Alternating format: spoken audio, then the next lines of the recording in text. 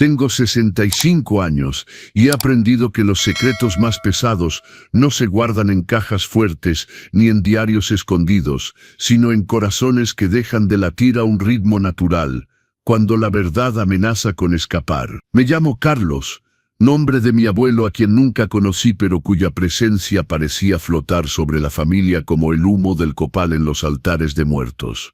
Y lo que voy a contar sucedió hace exactamente 6 meses, un jueves de marzo, cuando el cielo estaba tan despejado que parecía antinatural, como si Dios hubiera olvidado agregar nubes antes de colgar su obra. Mi hijo Miguel, de 38 años, y su esposa Gabriela, de 35, habían planeado un viaje a Cancún desde hace meses. No era una luna de miel tardía.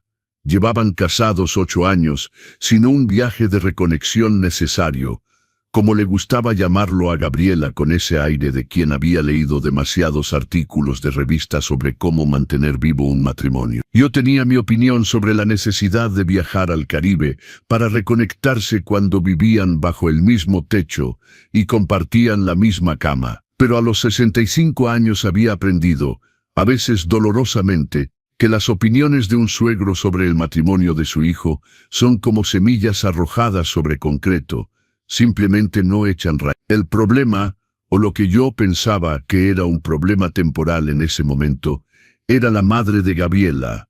Doña Rosa tenía 72 años cuando sufrió un terrible accidente 3 semanas antes del viaje planeado. Un conductor irresponsable la había atropellado en el cruce peatonal, frente al mercado donde hacía sus compras desde hacía décadas. El conductor que la golpeó se dio a la fuga, un cobarde que no tuvo el valor de enfrentar las consecuencias de un segundo de distracción que destruyó la vida de una mujer que había sobrevivido a un cáncer, a una viudez prematura, a décadas de trabajo duro para criar sola a su hija. Doña Rosa cayó en coma.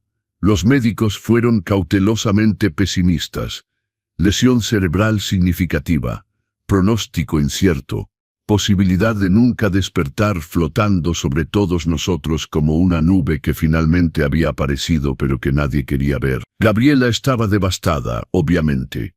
Hija única, sin otros parientes cercanos, de repente responsable de decisiones médicas imposibles y de una vigilia constante, junto a la cama de una madre que no reconocía su presencia. Y entonces vino el dilema. El viaje ya estaba pagado, no reembolsable, 65,000 pesos que no era una fortuna, pero tampoco una suma que Miguel y Gabriela, el encargado de tienda departamental, ella maestra de primaria, pudieran simplemente tirar por la ventana. Más importante aún, los doctores habían sido claros. Doña Rosa, podría durar así semanas, tal vez meses. No había nada que Gabriela pudiera hacer excepto sentarse y esperar. Y la espera la estaba destruyendo de una manera que incluso yo, suegro a quien toleraba con cortesía fría en lugar de abrazar con calidez genuina, podía percibirlo. Váyanse de viaje, dije cuando Gabriela mencionó por tercera vez que tal vez debería cancelar a pesar de la pérdida financiera. Tu madre no sabe que estás ahí, y quedarte a mirarla no la hará despertar más rápido. Pero ¿y si algo pasa mientras estamos fuera?, protestó Gabriela, los ojos rojos de las lágrimas que parecían haberse convertido en un estado permanente. Entonces el hospital llama, y ustedes regresan. Cancún no está en otro planeta. Pero ¿quién la va a visitar? ¿Quién va a estar ahí? Y fue así, con la ligereza de alguien que ofrece un vaso de agua sin darse cuenta de que en realidad está ofreciendo cargar una piedra de molino, que dije, yo iré, la visitaré todos los días, le haré compañía, le leeré cosas, le hablaré. Dicen que las personas en coma a veces escuchan. La gratitud en el rostro de Gabriela fue auténtica por primera vez en años de conocerla. ¿Harías eso de verdad? Aunque no sea tu familia directa, somos familia y eso es lo que hace la familia. Mentira piadosa. La verdad era que Doña Rosa y yo nos habíamos conocido exactamente 4 veces en 8 años, 2 Navidades, un cumpleaños de Miguel y una cena del Día de las Madres el año anterior. Las conversaciones siempre fueron corteses, superficiales, cuidadosamente navegadas alrededor de cualquier tema que pudiera revelar las verdaderas personalidades bajo las máscaras sociales. No conocía a doña Rosa. Ella no me conocía. Pero Gabriela necesitaba creer que su madre estaría en manos amorosas. Y yo necesitaba creer que era un buen suegro, un buen futuro abuelo. Miguel y Gabriela habían comenzado a intentar tener un hijo 6 meses antes, y una buena persona. Así que ahí estaba, un jueves de marzo, entrando a una habitación de hospital que olía a desinfectante y a desesperación discreta, mirando a doña Rosa conectada a máquinas que respiraban por ella, que monitoreaban su corazón, que mantenían su cuerpo vivo mientras su mente flotaba en un lugar donde nadie podía alcanzarla. Miguel y Gabriela partieron esa mañana, vuelo de 6 horas, llegando a Cancún al mediodía con el cambio de horario. Llama si necesitas cualquier cosa, había repetido Miguel 4 veces, mirándome con una intensidad que revelaba la culpa de abandonar a la madre en coma de su esposa, y la gratitud de escapar de una vigilia que estaba aplastando psicológicamente a su mujer. Váyanse, disfruten, todo está bajo control, había asegurado. Y lo creí completamente, hasta aproximadamente 2 horas después, cuando sentado en una silla de plástico incómoda junto a la cama de doña Rosa, leyendo en voz alta un artículo de revista sobre jardinería que había traído porque no sabía qué más hacer, escuché un sonido que heló mi sangre. Un suspiro. No el suspiro mecánico del ventilador, sino un suspiro humano, intencional, vivo. Levanté rápidamente los ojos. Los ojos de doña Rosa, esos ojos que habían permanecido cerrados durante 3 semanas, que los médicos dijeron que tal vez nunca volverían a abrirse, estaban abiertos. No vagamente abiertos, no con la mirada perdida de una persona emergiendo de la inconsciencia, sino completamente abiertos, enfocados, alertas, mirándome directamente con una intensidad que era inconfundiblemente consciente. Doña Rosa, susurré, paralizado entre saltar para llamar a una enfermera y quedarme congelado en shock absoluto. Ella movió los labios, no dramáticamente, no con el esfuerzo heroico de una persona luchando contra la parálisis, sino fácilmente y naturalmente, como si hubiera estado practicando. Y murmuró con una voz ronca pero perfectamente clara: «No los deje regresar». Mi corazón se detuvo. Literalmente se detuvo por un latido, y luego se aceleró a un ritmo que hacía zumbar mis oídos. «¿Qué? Doña Rosa, usted está despierta, debo llamar al doctor». Su mano, que debería haber estado débil, casi inútil después de 3 semanas sin movimiento, agarró mi muñeca con una fuerza sorprendente. «No, todavía no. Escuche primero, no los deje regresar. A Miguel y Gabriela. No los deje». «¿Por qué, doña Rosa?» «No entiendo por qué», ella dijo, los ojos llenándose de lágrimas, pero la voz permaneciendo firme, determinada. «El accidente no fue un accidente. Y si regresan antes de que yo pueda salir de aquí, van a terminar lo que empezaron». El mundo se inclinó, no metafóricamente sino físicamente, como si todo el hospital hubiera sido construido sobre cimientos que acababan de agrietarse. «Usted está diciendo que Miguel y Gabriela intentaron matarla». «No intentaron, lo hicieron, excepto que sobreviví». Y en ese momento, sentado en esa habitación de hospital, con una mujer que se suponía estaba en coma, pero que claramente, imposiblemente, pero innegablemente, estaba completamente consciente, me di cuenta de que el secreto que estaba a punto de cargar sería más pesado que cualquier cosa que hubiera cargado en 65 años de vida. Y que mi familia nunca volvería a ser la misma. Mi primera reacción no fue creerle. ¿Cómo podría? Miguel era mi hijo, el niño que había cargado.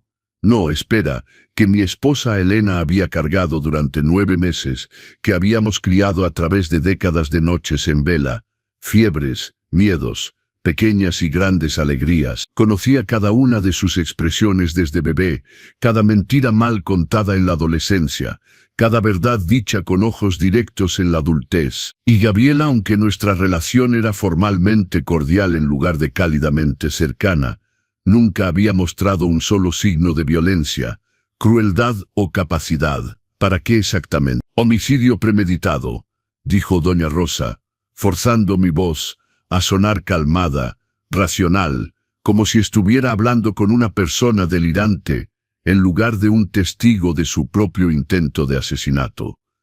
Usted sufrió un trauma cerebral severo. Los doctores dijeron que puede haber confusión, recuerdos distorsionados, incluso alucinaciones cuando despierta. Debo llamar a alguien. Necesita un examen. No estoy confundida. La presión en mi muñeca se intensificó. Sus dedos eran sorprendentemente fuertes para alguien que debería estar completamente debilitada. Y no estoy delirando. Sé exactamente lo que pasó. Estaba cruzando la calle en el paso peatonal, como lo he hecho 1000 veces. Vi el carro acelerar en lugar de frenar. En los 3 últimos segundos antes de que me golpeara, vi el rostro de la conductora. Y Carlos, su voz se quebró aquí por primera vez. Era Gabriela. Mi hija estaba conduciendo, y Miguel estaba en el asiento del pasajero. La habitación giró, literalmente giró como si estuviera en un carrusel que alguien había comenzado a girar, sin advertencia. No, eso es, Gabriela dijo que estaba en el trabajo cuando el accidente ocurrió. Miguel estaba en la tienda, coartadas, horarios, testigos, mentiras cuidadosamente planeadas. Pero Carlos, los ojos no mienten en los últimos segundos antes de un impacto del que crees que te va a matar. Vi a mi hija mirarme directamente, y no estaba llorando, no estaba en pánico, no estaba tratando de frenar. Estaba determinada. Y Miguel a su lado, sosteniendo su mano, animándola. Las últimas cosas que vi antes de que todo se volviera negro. La náusea subió, fuerte y repentina. ¿Por qué fingir estar en coma entonces? Si está consciente, ¿por qué no despertó antes? ¿Por qué no le dijo a los médicos, a la policía? Doña Rosa finalmente soltó mi muñeca, su mano cayendo sobre la sábana del hospital con el peso del agotamiento. Porque me desperté hace 5 días.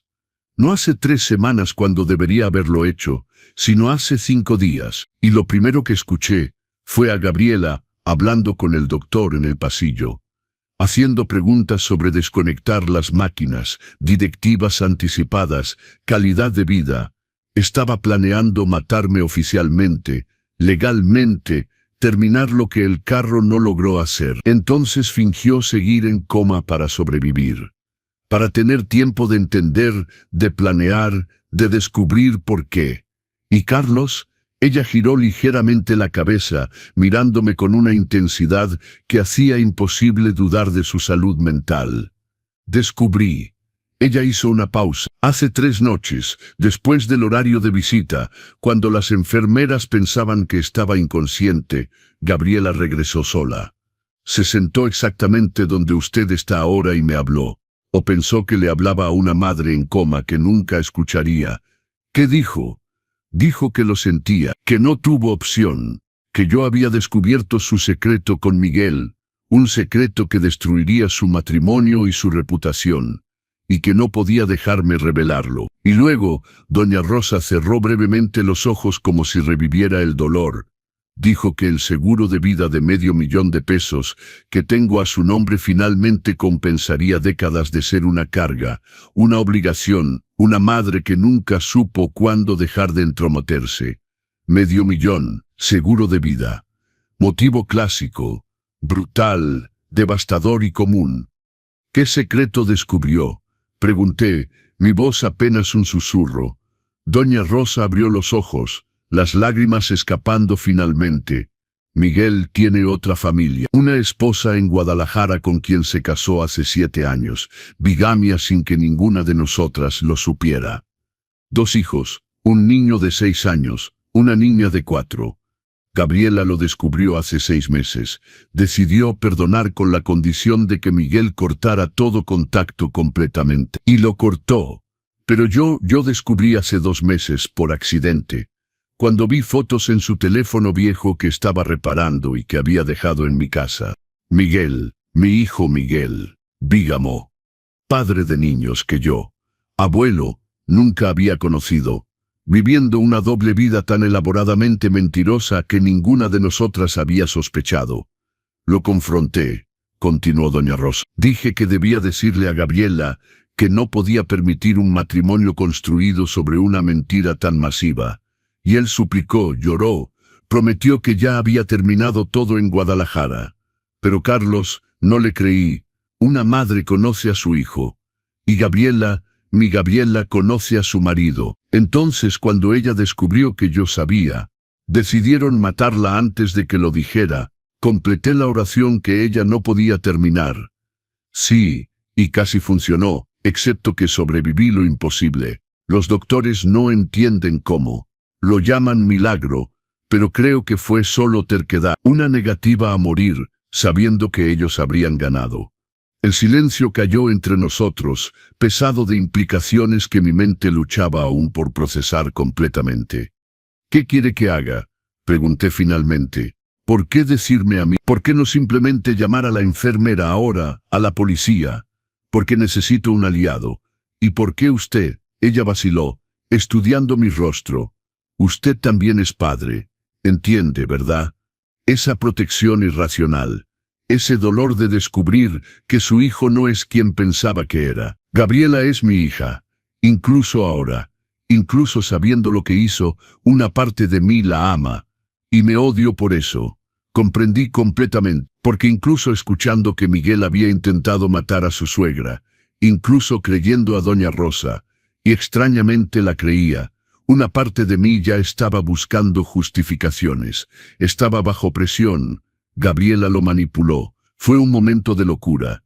Eso no representa quién es realmente. El instinto paternal, aparentemente, sobrevivía incluso a la evidencia de homicidio. Entonces, ¿cuál es el plan?, pregunté. Les doy 2 días. El doctor viene mañana en la mañana para la evaluación de rutina.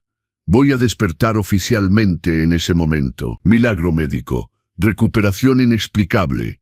Y usted, Carlos, estará ahí como testigo. Luego juntos confrontamos la verdad. Pero no con la policía todavía. ¿Por qué no? Porque quiero más que prisión. Quiero una confesión. Quiero escuchar a mi hija admitir lo que hizo. ¿Por qué? ¿Y si hay algo, cualquier cosa de remordimiento? ¿No quiere lo mismo de Miguel? La emoción que sentí fue demasiado compleja para nombrarla.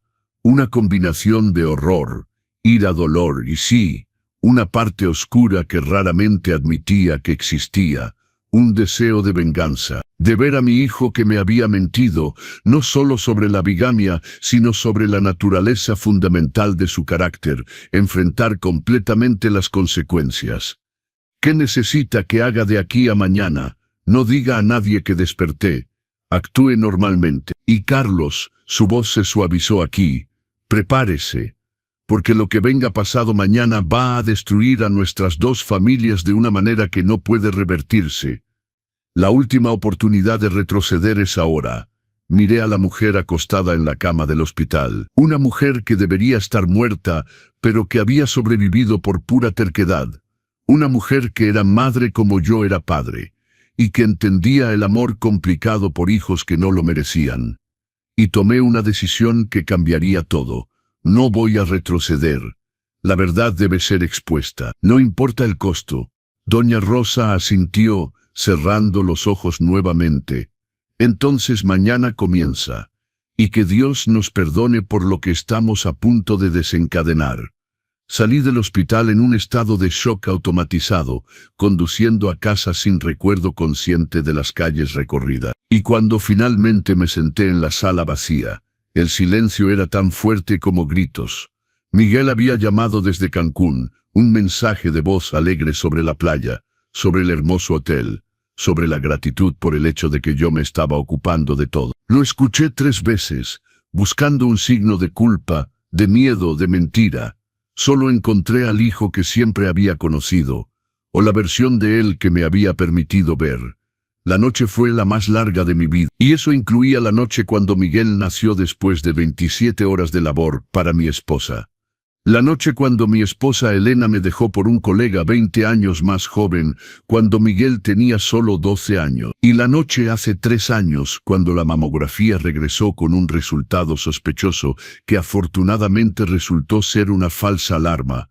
Pero esa noche, del jueves al viernes de marzo, superó a todas las demás en pura agonía psicológica. Intentar reconciliar la imagen del hijo que había construido durante 38 años con la realidad de un hombre capaz de bigamia, mentiras elaboradas y conspiración de homicidio. Me senté en la cocina, el lugar donde siempre había tratado las crisis, porque había algo reconfortante en ese espacio, donde había alimentado a mi familia durante décadas, donde los problemas tradicionalmente se resolvían alrededor de un café y pan dulce casero, e intenté organizar mis pensamientos en algo cercano a la coherencia.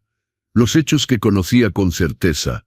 Doña Rosa estaba despierta, consciente e inequívocamente lúcida. No había confusión de trauma cerebral en sus ojos, no había desorientación en sus palabras. Estaba fingiendo estar en coma desde hace 5 días por miedo auténtico de que su hija terminara el trabajo de matarla. Los hechos que doña Rosa alegaba: Miguel tenía una segunda familia en Guadalajara. Ella lo había descubierto. Él y Gabriela habían decidido matarla antes de que expusiera la bigamia. El accidente de atropello y fuga fue un intento de homicidio deliberado. Pero había lagunas, preguntas que una mente racional, incluso bajo estrés emocional extremo, no podía ignorar. ¿Cómo exactamente Miguel había mantenido una familia secreta durante 7 años? Su trabajo era encargado de tienda departamental aquí en la Ciudad de México. Horario fijo, presencia verificable. ¿Cómo viajaba a Guadalajara con suficiente frecuencia para mantener una relación y criar 2 hijos sin que nadie lo notara? Y Gabriela se había descubierto hace 6 meses y decidido perdonar. ¿Por qué conspirar para matar a su suegra ahora? ¿Solo para proteger un secreto que ella misma ya conocía? A menos que hubiera más. Siempre había más. Siempre había más cuando los secretos eran revelados capas bajo capas, como una cebolla que hace llorar más mientras más se pela. A las 3 de la mañana, sin poder soportar más el silencio y la especulación, encendí la computadora y comencé a buscar. Miguel Hernández, nombre común, miles de resultados. Agregué Guadalajara a la búsqueda, luego familia, luego varias combinaciones de palabras clave, tratando de encontrar cualquier evidencia de una doble vida. Nada.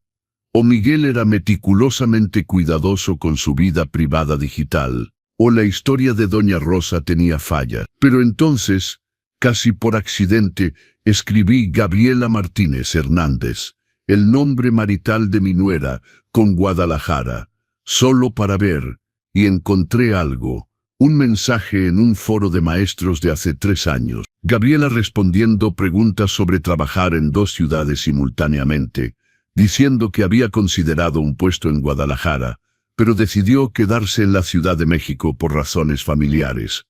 Un puesto en Guadalajara, cuando Miguel ya tenía una familia ahí. Coincidencia. Gabriela investigando, descubriendo, confrontando. Continué buscando, cayendo en un agujero de conejo de redes sociales, registros públicos, cualquier fragmento digital que pudiera validar o refutar las alegaciones de doña Rosa. Y a las 4:30 de la mañana, encontré una fotografía. Un grupo de Facebook llamado Familias Guadalajara Parque Morelos, una publicación de hace 2 años, una foto de picnic comunitario. Y ahí, en la esquina superior derecha, ligeramente borroso pero inconfundiblemente reconocible, Miguel. Al lado de una mujer que no era Gabriela, sosteniendo a un niño pequeño, un niño de tal vez 4 años en ese momento, mientras una niña pequeña jugaba en el pasto cerca. El pie de foto de la publicación: Domingo maravilloso con las familias. Miguel, Lucía y los niños disfrutando del sol antes de volver a la rutina de la semana. Lucía, un nombre que nunca había escuchado, una mujer que nunca había visto, niños que nunca había conocido pero que eran biológicamente mis nietos. La náusea volvió, más fuerte que antes, porque la fotografía hacía las alegaciones de doña Rosa reales de una manera que las palabras no podían. Mi hijo había tenido una familia secreta durante años, y yo, padre que pensaba conocerlo, nunca había sospechado. A las 6 de la mañana, cuando el sol comenzó finalmente a aclarar el cielo, aún reticente, el teléfono sonó. Miguel llamando desde Cancún. «Papá, ¿cómo estuvo la primera noche? ¿Doña Rosa estable?»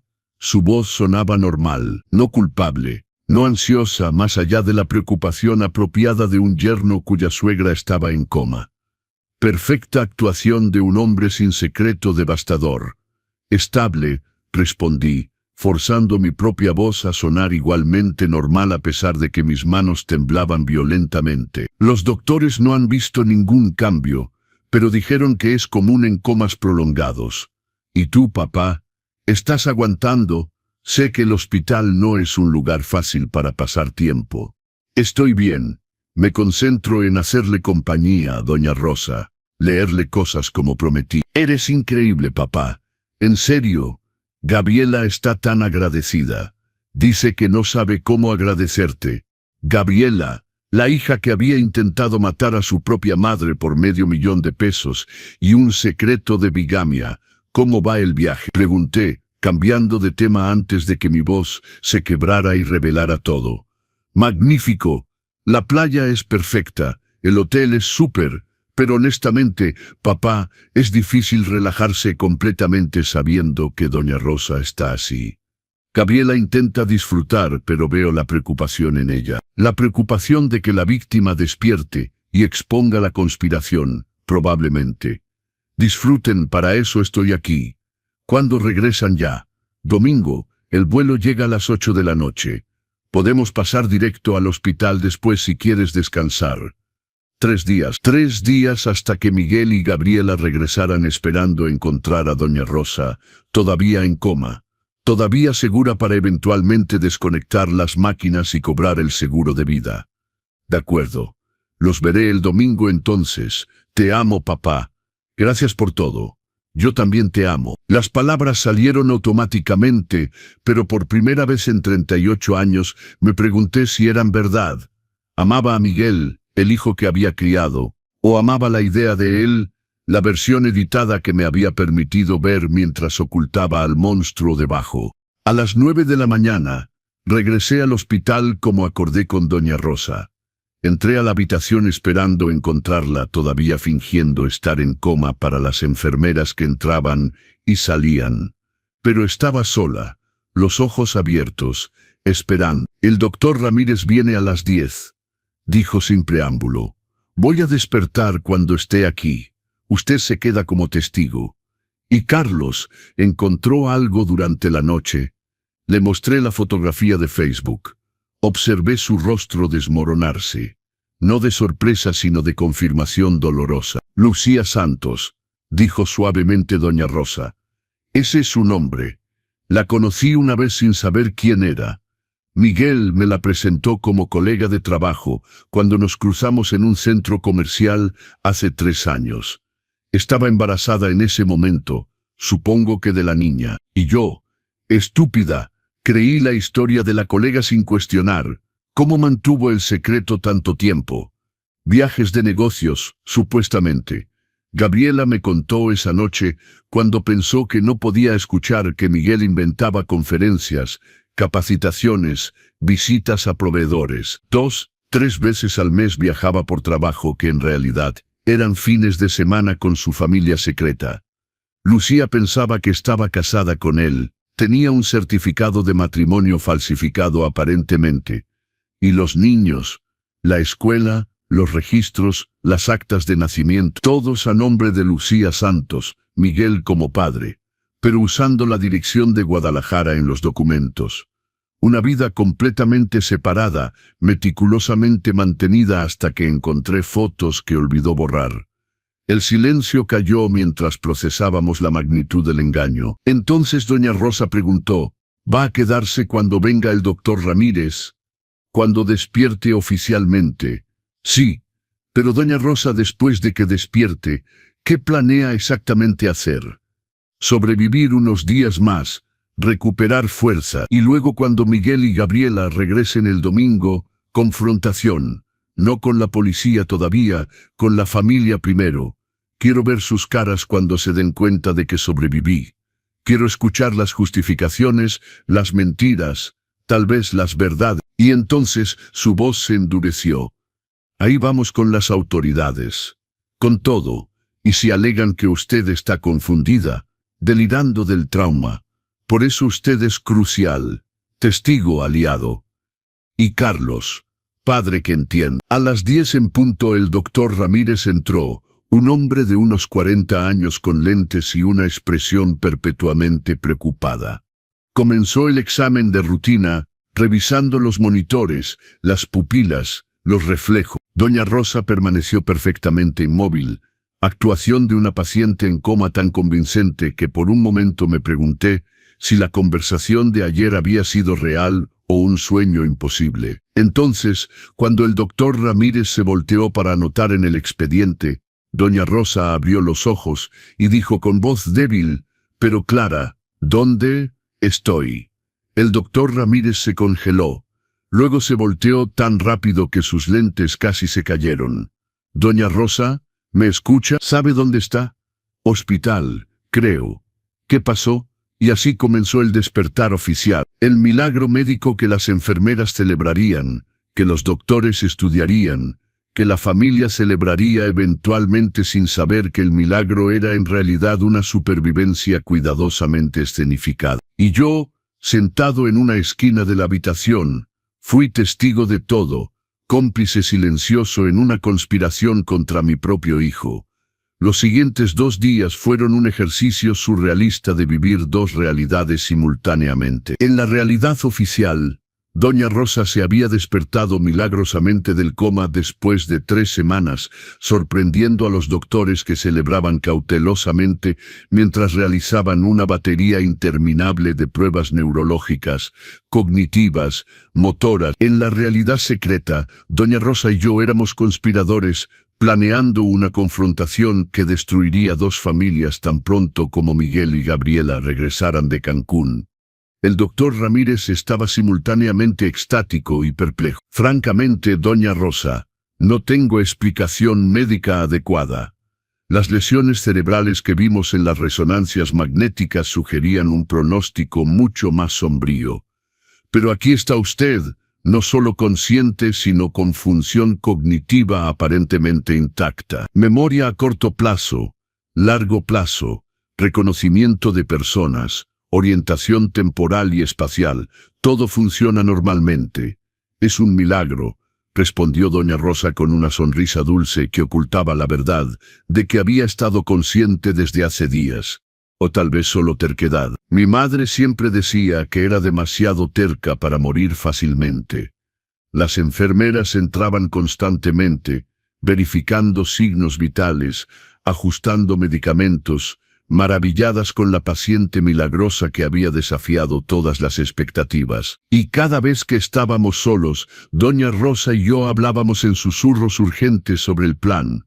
Los doctores quieren mantenerme al menos 4 días más, dijo el viernes por la tarde, después de que el doctor Ramírez saliera de otra evaluación, observación, fisioterapia, asegurarse de que la recuperación sea estable. Lo que significa que todavía estaré aquí cuando Miguel y Gabriela regresen el domingo. ¿Le ha dicho a Gabriela que despertó? Todavía no. Puede llamarla, decir que hubo un desarrollo sorprendente. Quiero ver su reacción inicial, a través de usted, antes de hablar directamente. Una tarea que temía, pero acepté hacer. A las 7 de la tarde, llamé al celular de Gabriela. Contestó después de 3 timbres, el sonido de la playa y música en el fondo, revelando que estaba exactamente donde debía estar, disfrutando de vacaciones sin el peso de una madre en coma.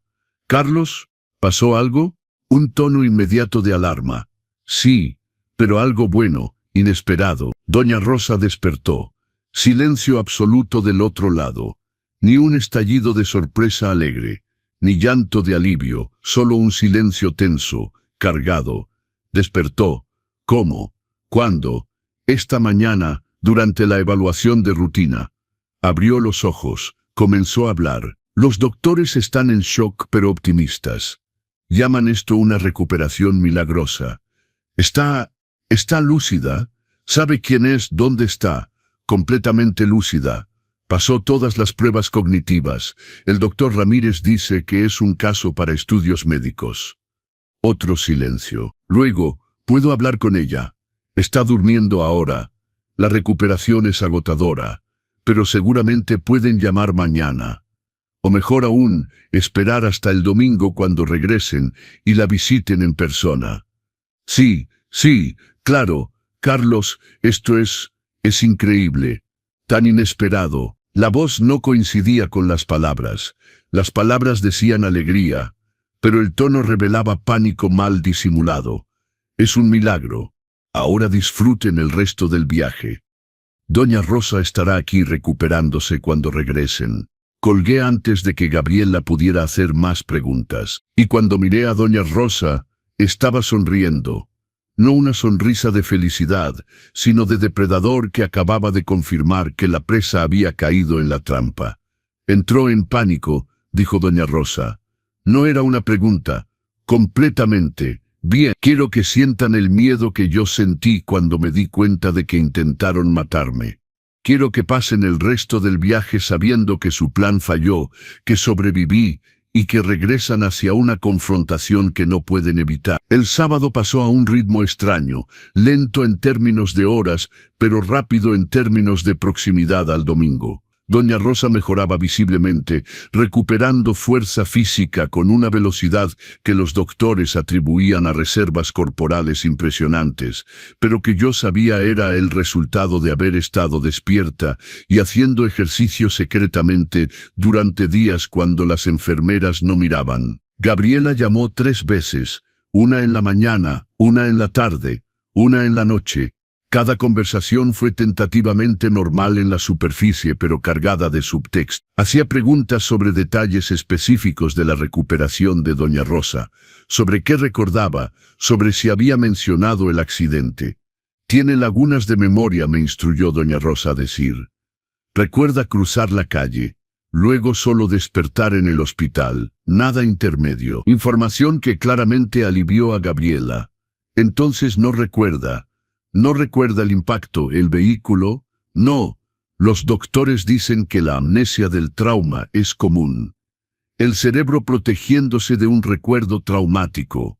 Gracias a Dios, murmuró Gabriela, y no sabía si la gratitud era auténtica porque su madre no cargara un recuerdo horrible, o alivio calculado de que la víctima no recordara a los perpetradores. El sábado por la noche, cuando el hospital se volvió silencioso excepto por los pitidos ocasionales de máquinas y pasos distantes de enfermeras en el pasillo, Doña Rosa y yo tuvimos una conversación que habíamos pospuesto. ¿Por qué hace esto?, preguntó ella de repente, mirándome con intensidad desconcertante. ¿Por qué me ayuda en lugar de proteger a Miguel? Es su hijo. El instinto debería ser defenderlo, no conspirar contra él. Una pregunta que me había hecho repetidamente desde el jueves. Honestamente, una parte de mí quiere exactamente eso. Quiere creer que hay una explicación, que Miguel fue forzado, manipulado, que no es realmente capaz de esto. Pero otra parte está cansada de las mentiras. Mi matrimonio terminó en mentiras. Elena diciendo que trabajaba tarde cuando estaba con un colega. Miguel creciendo en ese ambiente de engaño. Y aprendí demasiado tarde que el silencio cómplice es como veneno. Mata lentamente, pero mata completamente. Hice una pausa. Entonces, si Miguel hizo lo que usted alega, y las evidencias sugieren que lo hizo, no seré el padre que protege a su hijo a expensas de la verdad. Incluso si la verdad me destruye también. Doña Rosa asintió lentamente. Gracias por la honestidad. Y Carlos, sobre mañana, ¿qué va a pasar exactamente mañana?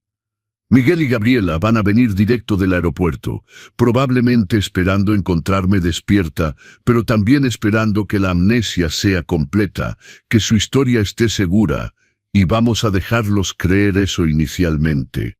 Y luego, después, cuando estén relajados, cuando las guardias estén bajadas, voy a mencionar casualmente algo sobre recuerdos extraños que regresan. ver cómo reaccionan. Y según la reacción, confrontación completa o confesión voluntaria si la conciencia de alguno de ellos todavía existe. Y si niegan todo, si mantienen la mentira hasta el final. Doña Rosa tomó su teléfono que le habían devuelto cuando despertó oficialmente. Abrió la aplicación de grabación, un archivo fechado hace 2 noches. La noche cuando Gabriela había visitado sola, pensando que su madre estaba en coma, y había confesado todo. Grabó. Supuse que podría venir un momento donde nadie me creería, donde alegaciones de confusión postraumática serían usadas para desacreditarme. Entonces sí, grabé. La confesión de mi hija admitiendo la conspiración de asesinato. ¿Es admisible en un tribunal? No lo sé. No soy abogada, pero soy una madre con evidencia de que su hija intentó matarla. Y eso, como mínimo, motiva una investigación policial apropiada. Salí del hospital a las 11 de la noche, regresando a la casa vacía que parecía llena de fantasmas de una vida familiar que nunca había existido realmente. Miguel, el niño que nunca había sido tan inocente como yo había creído.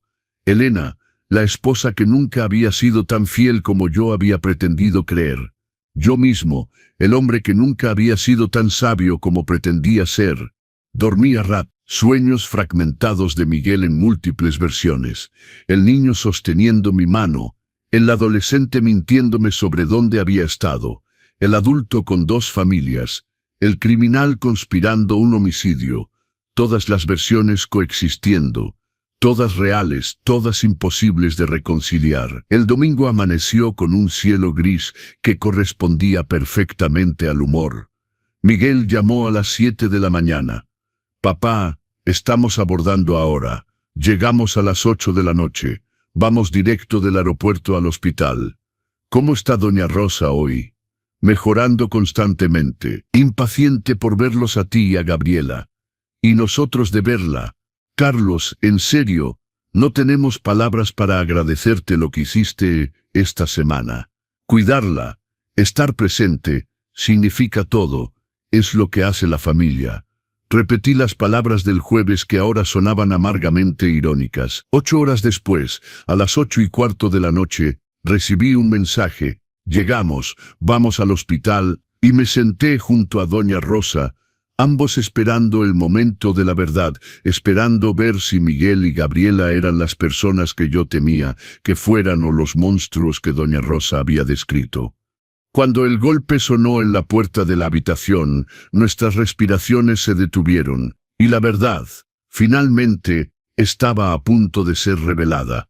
La puerta se abrió y mi hijo entró primero, maleta de viaje todavía en la mano como si hubiera venido corriendo directamente del aeropuerto sin siquiera detenerse a dejar el equipaje en casa. Gabriela estaba justo detrás, el cabello todavía con residuos de sal marina de la playa, el rostro bronceado por 5 días bajo el sol del Caribe. Ambos se veían exactamente como debían verse, una pareja preocupada regresando de emergencia para verificar el estado de una suegra que se había despertado milagrosamente del coma. Excepto por los ojos. Los ojos de Miguel barrieron la habitación en una evaluación rápida. Primero hacia doña Rosa en la cama, luego hacia los monitores, luego hacia mí, buscando qué. Confirmación de que la historia de recuperación era verdad, o fallas en la narración que pudiera explotar. Doña Rosa, Gabriela pasó adelante de Miguel, acercándose rápidamente a la cama con una actuación perfecta de hija aliviada. Mamá, no puedo creerlo, dijeron que despertaste pero verlo con mis propios ojos. Su voz se quebró de manera convincente. Lágrimas se formaron, que podían ser auténticas o meticulosamente ensayadas. Doña Rosa sonrió. Una sonrisa débil pero cálida de paciente, convaleciente, feliz de ver a su familia. Gabriela, mi cielo, siento haber arruinado su viaje. ¿Arruinado? Mamá, no digas eso. Estoy tan feliz de que estés bien. Los doctores dijeron que fue un milagro. Parecería que sí. Doña Rosa giró ligeramente la cabeza, mirando ahora a Miguel que había permanecido cerca de la puerta, visiblemente incómodo. Miguel, gracias por cuidar tan bien a mi hija. Carlos me contó cómo fueron atentos, ¿Cómo se aseguraron de que yo tuviera compañía incluso cuando no podían estar aquí? Por supuesto, doña Rosa, es lo mínimo. Miguel se acercó finalmente, poniendo una mano en el hombro de Gabriela en un gesto que podía ser apoyo conyugal o una advertencia sutil. ¿Cómo se siente? Físicamente, sorprendentemente bien considerando las circunstancias. Cognitivamente, una pausa deliberada. Hay lagunas. Los doctores dicen que es normal. El recuerdo del accidente es nebuloso. Vi la tensión escurrirse ligeramente de sus hombros. Exactamente la reacción que doña Rosa había predicho. ¿Qué tan nebuloso?, preguntó Gabriela tratando de parecer casual. Pero la urgencia subyacente era evidente. Muy nebuloso. El trauma cerebral causa frecuentemente amnesia del evento específico. Lo último claro que recuerdo es salir del mercado, cruzar la calle en el paso peatonal y luego nada hasta despertar aquí. Gracias a Dios, murmuró Miguel. Quiero decir, gracias a Dios que no cargue el recuerdo del impacto. Debe haber sido aterrador. Imagino que sí, pero como no lo recuerdo, es casi como si no me hubiera pasado a mí. Extraño. La conversación continuó en un tono superficialmente normal durante 15 minutos adicionales. Gabriela contando sobre Cancún con detalles que traicionaban el nerviosismo. Miguel haciendo preguntas sobre el plan de recuperación, cuándo doña Rosa podría tener alta. Yo, ofreciendo comentarios ocasionales de testigo que había estado presente durante toda la semana. Y entonces doña Rosa, con el timing impecable de una actriz veterana, dijo con casualidad estudiada, aunque curiosamente, algunos fragmentos están regresando, no del accidente en sí, pero impresiones, rostros tal vez. Los doctores dicen que conforme el cerebro sana, los recuerdos pueden resurgir gradualmente. Silencio. Miguel y Gabriela intercambiaron una mirada rápida, casi imperceptible pero inconfundiblemente cargada de significado. ¿Qué tipo de impresiones?, preguntó Gabriela, la voz cuidadosamente controlada. No lo sé todavía. Destellos, colores. El carro era rojo, creo, o tal vez azul. No puedo aclarar. Y los rostros son borrosos como mirar a través de un vidrio empañado. Pausa perfecta. Pero el doctor Ramírez dice que con el tiempo puede volverse más claro, o permanecer perdido definitivamente. No hay manera de predecir. Tal vez es mejor que permanezca perdido, dijo rápidamente Miguel. Quiero decir, ¿para qué cargar un trauma si no tienes que hacerlo? Supongo que tienes razón. Aunque una parte de mí quiere saber quién me hizo esto, ¿por qué no se detuvieron si fue realmente un accidente o dejó la oración suspendida, o qué? Gabriela estaba tensa ahora, las manos apretadas en puños blancos contra la sábana del hospital. ¿O qué, mamá? Nada, disculpa, la mente divaga todavía ocasionalmente. Los doctores dijeron que la concentración puede ser un desafío durante semanas. Pero la semilla estaba plantada. Miguel y Gabriela se fueron media hora después, alegando desfase horario y la necesidad de deshacer maletas, pero la tensión entre ellos era palpable. Los observé por la ventana mientras caminaban hacia el carro. Una discusión se desarrollaba claramente, gestos animados, expresiones tensas. Miguel sosteniendo el brazo de Gabriela de una manera que no parecía del todo gentil. «Funcionó», dijo doña Rosa tan pronto como estuvieron fuera del alcance auditivo. «Ahora tienen miedo. Se preguntan si la memoria va a regresar completamente, si voy a terminar recordándolos. Y el siguiente paso, esperamos. Dejamos que la paranoia trabaje en ellos. Luego en unos días, cuando piensen que el riesgo pasó, regresamos con la confrontación real». Pero doña Rosa había subestimado la desesperación o la imprudencia de Miguel y Gabriela. A las 2 de la mañana, fui despertado por una llamada del hospital. Una enfermera, la voz tensa. «Señor Carlos, hubo un incidente con doña Rosa. ¿Puede venir inmediatamente?» Mi corazón se hundió. ¿Qué tipo de incidente? La alarma de monitoreo se activó. Frecuencia cardíaca elevada peligrosamente. Y cuando las enfermeras entraron encontraron... Bueno, es mejor explicar en persona. pero está estable ahora. Conduje al hospital a una velocidad que probablemente era ilegal, la mente recorriendo posibilidades horribles. ¿Complicación médica o algo más siniestro? Encontré a doña Rosa despierta, pálida pero consciente, rodeada de 2 enfermeras, y el doctor Ramírez, que había sido llamado de emergencia. ¿Qué pasó?, pregunté entrando rápidamente. El doctor Ramírez se volteó, la expresión grave. Encontramos esto. Sostenía una bolsa de suero que había estado conectada al cuerdo de doña Rosa. La enfermera estaba cambiando la bolsa de rutina cuando notó que el sello estaba roto. No el sello del hospital, alguien lo había abierto y resellado. Mi sangre se congeló. Eso significa que alguien alteró la medicación de doña Rosa. Enviamos la bolsa para análisis toxicológico, pero basado en los síntomas que presentó: taquicardia repentina, dificultades respiratorias, confusión, sospecho una sobredosis de potasio, una dosis que habría causado un paro cardíaco en una paciente ya comprometida. «Alguien intentó matarme de nuevo», dijo doña Rosa, la voz notablemente calmada considerando las circunstancias. «Y esta vez dentro del hospital, bajo vigilancia.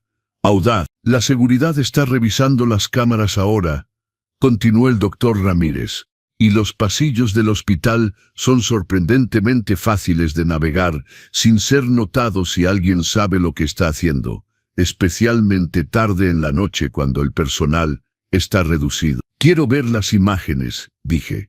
Tomó 20 minutos para que seguridad compilara las secuencias pertinentes, y entonces en una pantalla granulada en blanco y negro, vi una silueta entrar a la habitación de doña Rosa, a las 2, el rostro oscurecido por una gorra tirada baja, y un cubrebocas médico, precauciones de COVID que todavía eran comunes y que no levantaban sospecha. Pero la estructura corporal, la forma de caminar, algo en la postura. «Es Miguel», dije, la voz vacía de emoción, porque sentir sería derrumbarme completamente. «Mi hijo intentó matar a doña Rosa por segunda vez». La enfermera jefe, una mujer severa de unos 50 años, frunció el ceño. «¿Estás seguro? No podemos ver el rostro claramente. Soy su padre desde hace 38 años. Conozco su forma de caminar, su postura. Es él. Y si estaba aquí», agregó doña Rosa. «Gabriela probablemente esperaba en el carro, motor encendido, lista para huir si era necesario. Esquema clásico de conspiración». El doctor Ramírez nos miró, la confusión evidente. «¿Están sugiriendo que el yerno de doña Rosa intentó envenenarla deliberadamente?» «¿Por qué? ¿Por qué?», respondió doña Rosa antes de que yo pudiera. «Porque mi hija y él quieren que yo esté muerto, y ahora tenemos evidencia, no solo alegaciones, no solo sospechas, sino evidencia de video de un intento de homicidio. Debemos llamar a la policía», dijo el doctor Ramírez alcanzando el teléfono. «Espere», doña Rosa levantó la mano. «Carlos, la decisión también es suya, es su hijo. Si llamamos a la policía ahora, con esta evidencia, irá a prisión probablemente por mucho tiempo. La última oportunidad de retroceder, de protegerlo, es ahora». Miré la pantalla congelada mostrando la silueta que sabía era Miguel saliendo de la habitación, después de haber dosificado el cuiva con una sustancia que debería haber matado. Miguel, que había crecido bajo mi cuidado, que había jurado nunca lastimar a nadie, cuando tenía 6 años después de que lo vi golpear a un compañero de escuela, que había llorado cuando el perro de la familia murió, que me había hecho prometer siempre proteger a los débiles. Ese Miguel estaba muerto, o nunca había existido. «Llame a la policía», dije.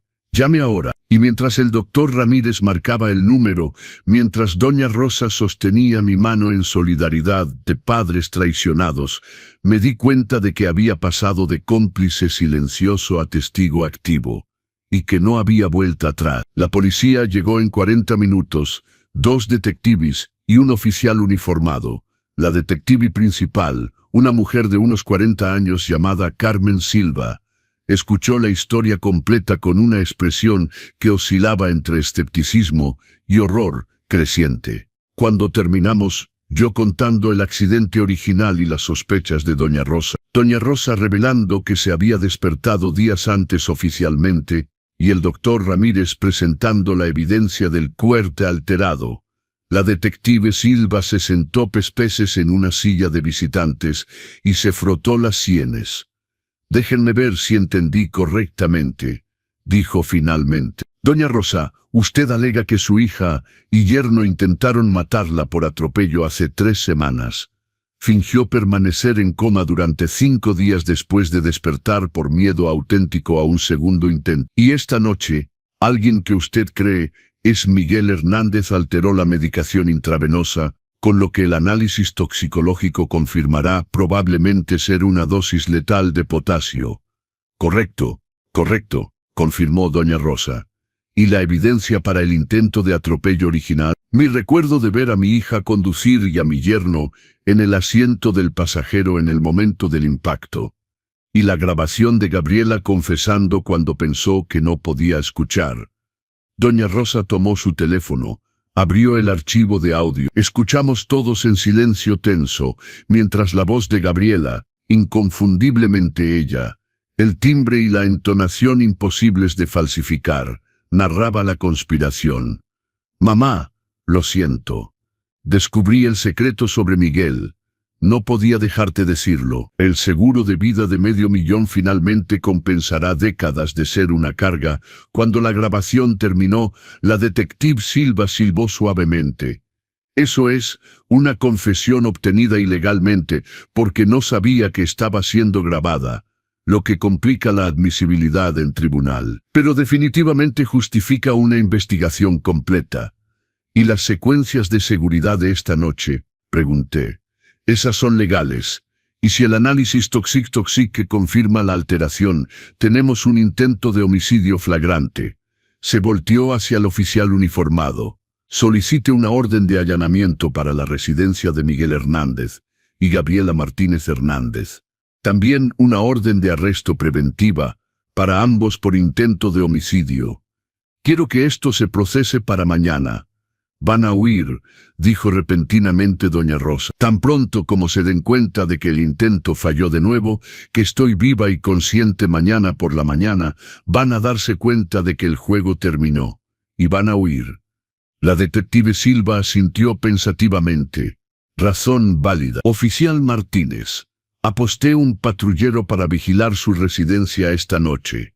Si intentan partir con equipaje o comportamiento sospechoso, deténganlos para interrogatorio. Cuando la policía finalmente se fue cerca de las 4 de la mañana, Doña Rosa y yo nos quedamos solos en un silencio exhausto. El hospital había aumentado la seguridad en su habitación. Un guardia ahora apostado permanentemente en la puerta. Nuevas bolsas de cuadro, con sellos verificados 3 veces. Una cámara adicional instalada apuntando directamente a la cama. ¿Cómo se siente?, preguntó Doña Rosa rompiendo el silencio. No lo sé. Vacío, traicionado, más allá de las palabras. Aliviado de que finalmente esté siendo investigado. Todo simultáneamente. Arrepentimientos, consideré cuidadosamente. No. Arrepentir implicaría que hice la elección equivocada. Y exponer la verdad, por dolorosa que sea, nunca es la elección equivocada. Pero devastado, completamente. Carlos, dijo Doña Rosa suavemente, hay algo más que necesitas saber sobre Miguel, sobre por qué realmente hizo esto. Algo en su tono hizo que mi estómago se apretara. Más allá de la bigamia y el seguro de vida, mucho más allá, Doña Rosa sacó un sobre de un cajón de la mesa de noche. El detective privado, que contraté 3 meses después de descubrir a Lucía. Quería conocer la extensión completa de las mentiras de Miguel antes de confrontarlo, y descubrió, bueno, lea. Abrí el sobre con manos temblorosas. Dentro había un reporte detallado de 20 páginas. Comencé a leer, y con cada párrafo, el horror crecía. Miguel no era solo bígamo. Era un criminal de carrera. Según el detective Miguel tenía una tercera identidad en Monterrey. No una esposa esta vez, sino un negocio, una empresa fantasma importando electrónica, que en realidad era una operación de lavado de dinero. Dinero sustraído, fraude corporativo de la empresa donde trabajaba. Durante 5 años, Miguel había desviado aproximadamente 2.008 millones de pesos a través de un esquema elaborado de proveedores fantasmas, facturas falsificadas y transferencias a cuentas en el extranjero. 2.008 millones, susurré, y yo pensé que era solo un encargado honesto. Hay más. Volteé la página. Lucía, la mujer en Guadalajara, no era una víctima inocente, era cómplice. Excontadora que había sido despedida de su empleo anterior por irregularidades sospechosas. Ella y Miguel se habían conocido en un foro en línea sobre optimización fiscal agresiva, eufemismo para evasión fiscal. Su matrimonio no era un romance, sino una asociación criminal. Y Gabriela no había descubierto hace 6 meses como había alegado a doña Rosa, sino hace 2 años. Y en lugar de dejar a Miguel, se había convertido en socia completa. ¿Por qué? Porque sus propias deudas, ocultadas de todos, eran masivas, adicción al juego en línea que había acumulado 200. Miguel había ofrecido salvarla con el dinero desviado, con la condición de que permaneciera casada y ayudara cuando fuera necesario. Entonces, cuando intentaron matarme, continuó doña Rosa cuando terminé de leer, no era solo por el seguro de vida o para ocultar la bigamia, era porque había descubierto la punta del iceberg criminal. Y si investigaba más, si se lo decía a usted, si se lo decía a la policía, todo el imperio de fraude se derrumbaría. Los 2.008 millones desviados serían descubiertos, Lucía sería expuesta. Gabriela tendría que enfrentar sus deudas. Todo destruido. Entonces, matarme era eliminar la única amenaza a la operación criminal de millones. No era una madre molesta. Era un testigo peligroso. La náusea volvió violenta. Corrí al baño del hospital y vomité. Cuando regresé, doña Rosa lloraba silenciosamente. Lo siento, dijo. Siento que Miguel sea esto. Siento que tenga que descubrir que el hijo que crió es un monstruo. No es su culpa. Y doña Rosa, Gabriela, su hija. Lo sé, adicta al juego, criminal, conspiradora de asesinato. Mi hija también es un monstruo. Entonces somos ambos padres que fracasaron, o que fueron engañados tan completamente que nunca tuvimos oportunidad de tener éxito. Nos sentamos juntos mientras el cielo se aclaraba lentamente con el amanecer del lunes. 2 padres de generaciones diferentes, unidos por la traición de hijos que no merecían el amor que habían recibido. A las 7 de la mañana, el oficial Martínez llamó a la detective Silva, reportando que Miguel y Gabriela habían salido de casa a las 6:30, con 2 maletas grandes, conduciendo en dirección a la autopista que llevaba al aeropuerto. A las 8:30, fueron interceptados y a las 9:00, estaban bajo custodia. La detective Silva llamó para confirmar. Tenemos a los 2. Miguel inicialmente intentó correr cuando vio los patrulleros, lo cual no ayudó a su caso. Gabriela se derrumbó inmediatamente, llorando histéricamente. Encontramos 45.000 pesos en efectivo en las maletas, pasaportes y boletos para un vuelo de Dian 30 a Panamá. ¿Han confesado? Todavía no. Ambos pidieron abogado, pero las evidencias son sustanciales. Las secuencias de Miguel alterando el cuervo, la confesión grabada de Gabriela, el reporte toxicológico que acaba de regresar confirmando potasio a dosis letal en la bolsa de suero. Y ahora intento de fuga con efectivo y pasaportes. La fiscalía está confiada en una condena. Cuando la llamada terminó, miré a doña Rosa. ¿Se acabó? Ahora comienza la parte más difícil, respondió. Los juicios, testificar contra nuestros propios hijos, los medios, la destrucción pública de las familias. Se acabó solo en el sentido de que la amenaza física fue neutralizada. Pero el trauma emocional va a durar el resto de nuestras vidas. Los días que siguieron al arresto fueron un torbellino de procedimientos legales. Entrevistas mediáticas que intenté evitar pero que me encontraron, de todas formas. Y el silencio ensordecedor de una casa que de repente parecía enorme y vacía, aunque siempre había sido solo yo viviendo ahí. Miguel estaba en prisión preventiva esperando fianza, que su abogado, Maestro Mario Campos, criminalista caro, que presumiblemente era pagado con el dinero desviado, intentaba obtener. Gabriela también detenida, pero en una instalación separada porque la fiscalía argumentaba que los conspiradores podrían coordinar sus historias si eran mantenidos juntos.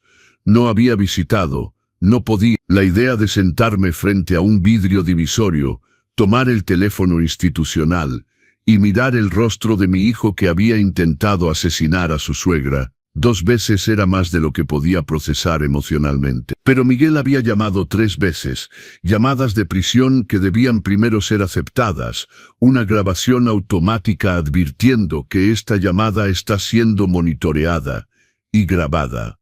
La primera llamada la rechacé, la segunda también. La tercera, el jueves, 5 días después del arresto, contesté por una razón que no podía articular ni para mí mismo. Tal vez la necesidad de escuchar su voz, de confirmar que esto era real y no una pesadilla elaborada de la cual eventualmente despertaría. Papá. La voz a través de la línea era Miguel, pero no Miguel, familiar en timbre, pero despojada de la confianza despreocupada que siempre había tenido, reemplazada por una desesperación que me habría roto si no estuviera ya completamente destrozado. Estoy aquí. Las palabras salieron planas, sin emoción, porque sentir sería derrumbarme completamente. Papá, ni siquiera sé por dónde empezar. Sé que no me crees, sé que las evidencias parecen condenatorias, pero no era lo que piensas. Era Gabriela. Ella tenía problemas, deudas, gente peligrosa amenazándola. Y yo intenté protegerla, intenté resolver las cosas, pero escaló hasta conspirar para asesinar a tu suegra. Interrumpí, la voz endureciéndose. Hasta alterar el cuipro. Miguel, vi las secuencias. Eras tú. No hay ambigüedad. No hay malentendido. Sé cómo se ve, pero papá, estaba ahí intentando verificar si doña Rosa estaba bien. Estaba preocupado porque Gabriela había dicho cosas aterradoras sobre resolver el problema de manera permanente. Y yo tenía que saber si ella había hecho algo. Entonces estaba ahí para protegerla. Esa es la historia que estás vendiendo. Si estabas protegiendo a doña Rosa, ¿por qué no llamaste a una enfermera? ¿Por qué no reportaste las amenazas de Gabriela? Y Miguel, las secuencias te muestran alterando la bolsa de cuervo, no verificando, alterando. Silencio. Luego, no puedo. El abogado dijo que no discutiera detalles del caso. Pero papá, me conoces. Conoces quién soy. ¿De verdad crees que soy capaz de homicidio? Y ahí estaba la pregunta central que me había atormentado durante toda una semana. ¿Conocía a Miguel? Pensé que lo conocía. Pero las evidencias sugerían que el verdadero hijo había estado oculto bajo máscaras durante años. Bigamia, fraude corporativo, lavado de dinero, intento de homicidio, todas revelaciones de un hombre que yo claramente no conocía en absoluto. Ya no sé quién eres, admití, la voz quebrándose por primera vez. Pensé haber criado a un hijo con valores, con moralidad, con una incapacidad básica de lastimar a otros. Pero las evidencias, Miguel, 2,8 millones desviados, una familia secreta en Guadalajara. ¿Cómo ocultaste eso? Y más importante, ¿por qué? No te crié en necesidad, no fuiste descuidado, abusado, desesperado. Entonces, ¿por qué elegiste una vida de mentiras y crimen? Un sollozo del otro lado, porque nunca era suficiente. No importa cuánto lograra, cuánto realizara, siempre había una voz diciendo, eso no es suficientemente bueno, ese no es un verdadero éxito, no eres digno. Y esa voz, papá, era la tuya. Las palabras me golpearon como una bofetada física. La mía, desde la infancia. Miguel, ¿por qué sacaste un 8 cuando sé que eres capaz de sacar un 10? Miguel, ser encargado de tienda está bien, ¿pero no quieres más? Miguel, ¿cuándo me vas a dar nietos? ¿Cuándo vas a comprar una casa más grande? ¿Cuándo finalmente vas a ser el hombre que sé que puedes ser? Hizo una pausa. Expectativas interminables, movimiento perpetuo de meta que tan pronto como alcanzaba, tú movías más lejos. Entonces el fraude, la conspiración de asesinato, ¿son mi culpa porque te empujé a ser mejor? No te culpo, estoy explicando cómo comenzó la espiral. Sentir que debía ser perfecto, que todo fracaso te decepcionaría. Y luego cuando comencé a mentir, pequeñas mentiras sobre calificaciones, sobre dónde estaba, sobre dinero y tú creíste, fue liberador. Y las mentiras crecieron porque cada una funcionaba. Cada una me protegía de la decepción que veía en tus ojos cuando no cumplía las expectativas. Lágrimas corrían por mi rostro ahora, quemando rastros de culpa que no sabía si merecía o no. Miguel, si sentías tanto, si yo era un padre terrible, ¿por qué nunca dijiste nada? ¿Por qué no hablaste conmigo? Porque papá, tú sacrificaste todo por mí. El matrimonio, las relaciones, la carrera, todo. ¿Cómo iba a decir gracias por los sacrificios, pero por favor, deja de tener expectativas? Habría sonado, entonces guardé silencio. Y eventualmente explotó en decisiones terribles que no puedo deshacer y que lamento profundamente. No sabía qué responder, porque una parte de mí reconocía la verdad en esas palabras. Había empujado, había tenido expectativas altas, había ocasionalmente movido las metas, cuando pensaba que era aliento, pero que tal vez era perfeccionismo imposible. Pero otra parte sabía que eso no justificaba los crímenes que había cometido. No explicaba a Lucía, no excusaba intentar matar a doña Rosa. Miguel, incluso si acepto que la presión paterna contribuyó, y no acepto que justifique nada, pero acepto que tal vez contribuyó, eso no explica la bigamia, el intento de asesinato. No explica. Son decisiones que tomé mal y de las cuales asumo responsabilidad. Pero papá, juro por todo lo sagrado que no intenté matar a doña Rosa. Sé que las evidencias lo sugieren. Sé que las secuencias me comprometen, pero es una mala interpretación de una situación que no puedo explicar completamente sin comprometer mi defensa legal. ¡Qué conveniente! Y papá, sobre Lucía, no era lo que piensas tampoco. No es bigamia técnicamente, porque nunca me casé legalmente con Gabriela. La ceremonia fue una puesta en escena para impresionarte, para satisfacer expectativas, pero legalmente el único matrimonio es con Lucía. El mundo basculó de nuevo. ¿Estás diciendo que el matrimonio con Gabriela era falso? Sí. ¿Por qué? Porque Gabriela sabía sobre Lucía desde el principio. Era un arreglo, un matrimonio de conveniencia donde Gabriela obtenía el estatus de esposa para apaciguar a su familia conservadora. Y yo obtenía, no sé, una normalidad performativa, pero legalmente nunca estuvimos casados. ¿De verdad? ¿Gabriela sabía sobre Lucía desde? Sí. Y Lucía sabe sobre Gabriela. No era una traición tradicional, era una relación no convencional que intenté navegar mal y que explotó. La información era demasiado para procesar. Miguel, no sé qué es verdad, pero cada explicación levanta 10 nuevas preguntas. Lo sé. Y papá, entiendo si nunca perdonas, pero necesitas saber, te amo. Siempre te he amado, y mi mayor arrepentimiento no son los crímenes que tal vez o tal vez no cometí. Es el dolor que te causé. No merecías esto. No, y Miguel, no sé si puedo visitarte. No sé si puedo sentarme en el tribunal y escuchar los detalles de lo que hiciste. No sé si puedo ser el padre que necesitas ahora. Lo entiendo. Y papá, si lo único que puedes hacer es sobrevivir a esto, es suficiente. No necesitas salvarme, perdonarme, defenderme. Solo sobrevive.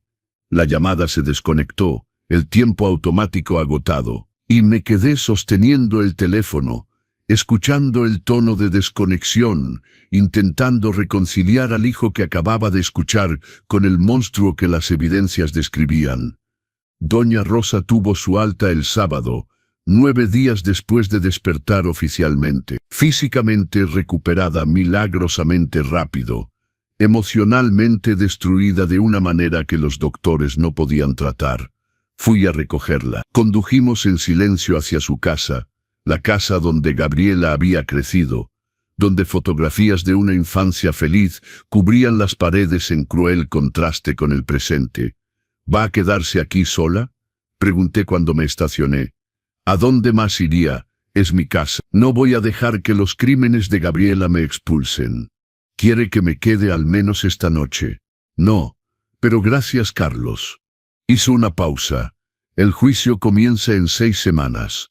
La fiscalía quiere que ambos testifiquemos. ¿Va a hacerlo? No lo sé. Miguel me llamó. Dijo cosas que complican la narrativa. Le conté la conversación, la alegación de presión paterna, de matrimonio falso con Gabriela, de relaciones no convencionales que no eran técnicamente bigamia. Doña Rosa escuchó sin interrumpir. ¿Le cree? No sé qué creer. Una parte suena como manipulación clásica de un criminal atrapado. Pero otra parte resuena como una verdad que no quiero enfrentar sobre mis propios fracasos. Carlos, escuche con cuidado. No lo deje voltear la culpa hacia usted. Sí, los padres cometemos errores, pero los hijos adultos toman decisiones. Y Miguel eligió crímenes, eligió mentiras, eligió, si las evidencias son correctas, intento de asesinato. No le permita redirigir la responsabilidad. Pero ¿y si contribuye? ¿Y si la presión que puse plantó las semillas? Entonces usted plantó las semillas. Pero Miguel las regó, las cultivó, las cosechó. La causa no es una excusa. ¿Entiende eso? Quería entender, quería abrazar la claridad de una culpa simple. Pero la vida estaba descubriendo a los 65 años. Raramente ofrecía claridad. Solo innumerables matices de gris. Las 6 semanas hasta el juicio asaron a una velocidad extraña. Los días arrastrándose interminablemente, pero las semanas volando. Pasé el tiempo en un limbo emocional, flotando entre la ira por la traición de Miguel, la culpa por una posible contribución a través de presión paterna, y el dolor puro de perder a un hijo de una manera más definitiva que la muerte. Porque al menos con la muerte, los recuerdos permanecen intactos, el amor no contaminado. Pero con la revelación de crímenes, cada recuerdo venía ahora con un asterisco. Cada te amo dicho durante 38 años era cuestionable en su autenticidad. La fiscalía, maestra Elena Andrade, una mujer de 50 años con reputación de implacable en casos de crímenes familiares, me reuní conmigo 3 veces para preparar el testimonio. La primera reunión fue una evaluación. ¿Qué sabía? ¿Cuándo había descubierto? ¿Qué evidencia tenía? La segunda fue un ensayo. Cómo responder a preguntas de la defensa que inevitablemente intentaría pintarme como un padre vengativo exagerando la situación. La tercera fue apoyo emocional disfrazado de preparación legal. Señor Carlos, dijo la maestra Andrade, entiendo que testificar contra su hijo es inimaginablemente difícil, pero la verdad importa.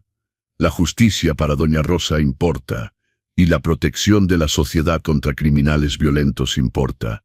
Miguel no es violento. Protesté automáticamente. Luego me detuve, porque el intento de asesinato por envenenamiento era violento, incluso si ejecutado silenciosamente en el hospital, en lugar de ruidosamente con un on. Es decir, no ha sido violento tradicionalmente, pero supongo que eso ya no importa. La violencia no requiere confrontación física, explicó gentilmente la maestra Elena. Requiere la intención de causar daño fatal, y las evidencias sugieren claramente que Miguel tenía esa intención. Asintió.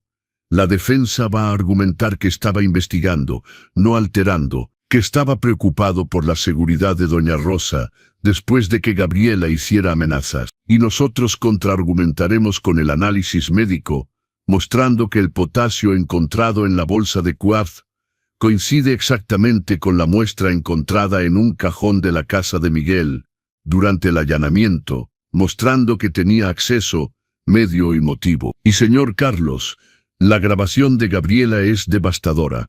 Confesión de conspiración, mención del seguro de vida, todo grabado en su propia voz, pero obtenido ilegalmente. La defensa intentará suprimirlo. Intentará, pero el juez probablemente permitirá bajo la excepción de seguridad pública. Cuando la evidencia previene daño futuro, la admisibilidad se amplía. Doña Rosa y yo hablábamos diariamente.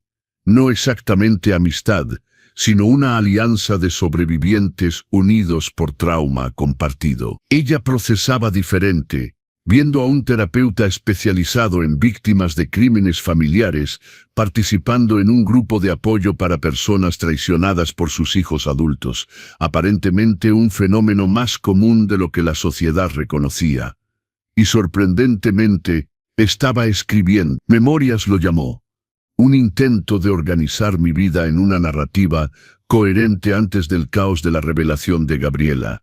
Y luego procesar cómo la misma persona que amé incondicionalmente se convirtió en alguien capaz de querer asesinarme. El juicio estaba por comenzar, y todo lo que habíamos vivido, las revelaciones, las traiciones, el dolor estaba a punto de volverse público. El juicio comenzó un lunes caluroso de mayo. La sala del tribunal repleta de medios, de familiares de Doña Rosa que no conocía pero que habían emergido al escuchar del caso sensacional, y de curiosos que aparentemente no tenían nada mejor que hacer. Miguel y Gabriela entraron por separado. El primero, en un traje oscuro que el abogado había proporcionado para parecer respetable, ella después, en un vestido conservador azul marino. Ambos intentando proyectar una inocencia que no correspondía a las acusaciones que enfrentaban. Cuando los ojos de Miguel encontraron los míos, intentó sonreír. Pequeño, triste, lleno de esperanza.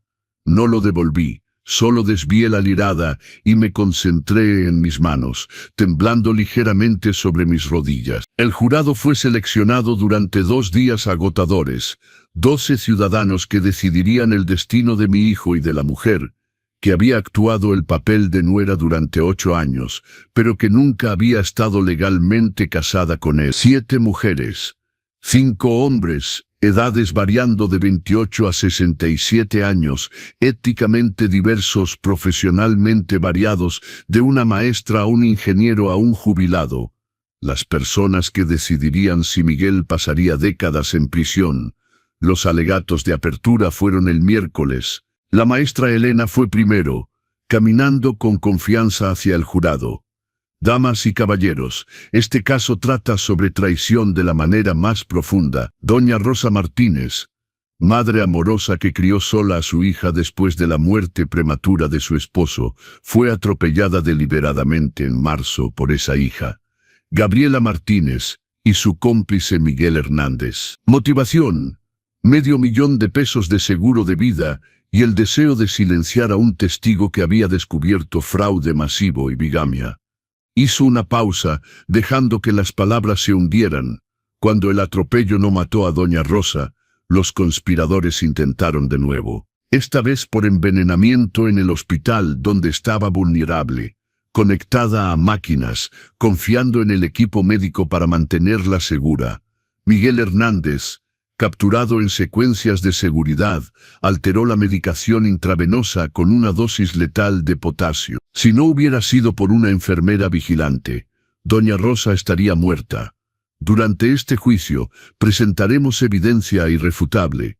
La grabación de la confesión de Gabriela, admitiendo la conspiración, las secuencias de Miguel cometiendo el intento de homicidio, el análisis toxicológico confirmando el envenenamiento, y el testimonio de la víctima que sobrevivió a lo imposible. Les pedimos que consideren a los acusados culpables de conspiración para cometer homicidio calificado y de intento de homicidio. Gracias. La defensa estaba dividida. Miguel representado por el maestro Mario Campos, Gabriela por la maestra Beatriz Melot. Ambos abogados experimentados con estrategias claramente diferentes. El maestro Mario fue primero. Damas y caballeros, Miguel Hernández no es un asesino. Es un hombre con una vida complicada, sí. Decisiones cuestionables, absolutamente. Pero conspirador de asesinato. Las evidencias no lo soportan. Las secuencias que la fiscalía presenta muestran a Miguel en el hospital, pero el contexto importa. Estaba investigando, no perpetrando. Luego la maestra Beatriz para Gabriela. Mi cliente es una víctima de una adicción al juego que la dejó desesperada y vulnerable. Víctima de la manipulación de Miguel, que la forzó a participar en esquemas que la horrorizaban. Y sí, la grabación existe donde parece confesar, pero escuchen el contexto completo, no solo los fragmentos seleccionados por la fiscalía. Gabriela estaba bajo estrés extremo cuando habló.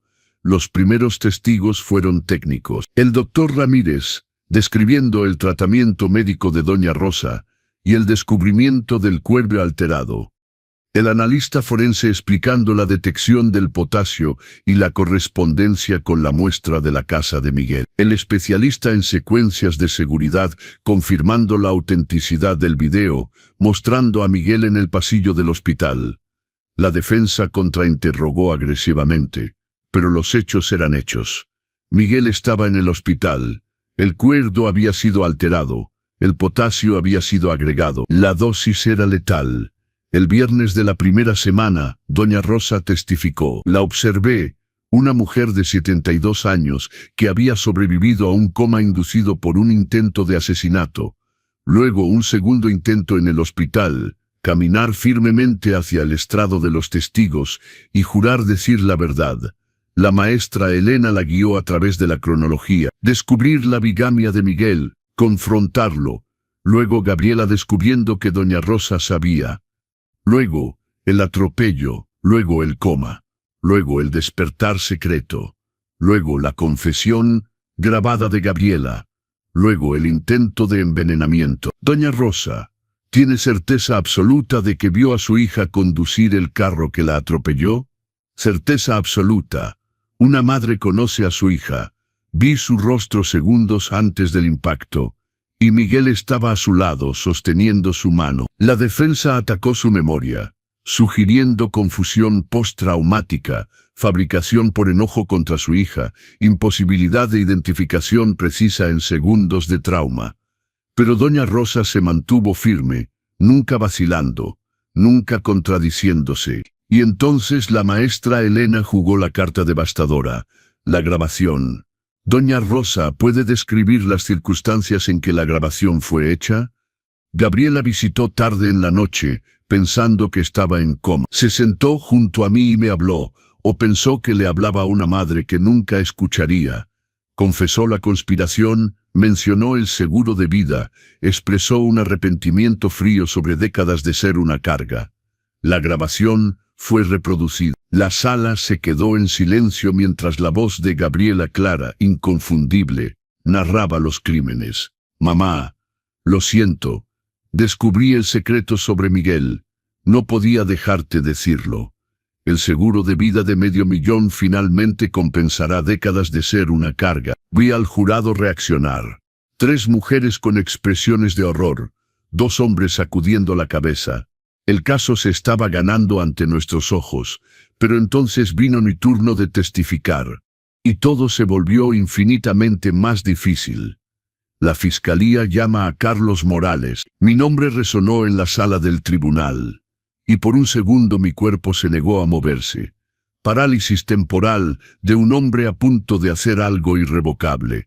Testificar contra mi propio hijo en un juicio criminal, donde una condena significaba décadas de prisión. Pero Doña Rosa, sentada en el banco de los espectadores después de completar su propio testimonio, asintió alentadoramente, y me levanté, piernas temblorosas, caminando hacia el estrado de los testigos como caminaría hacia una guillotina.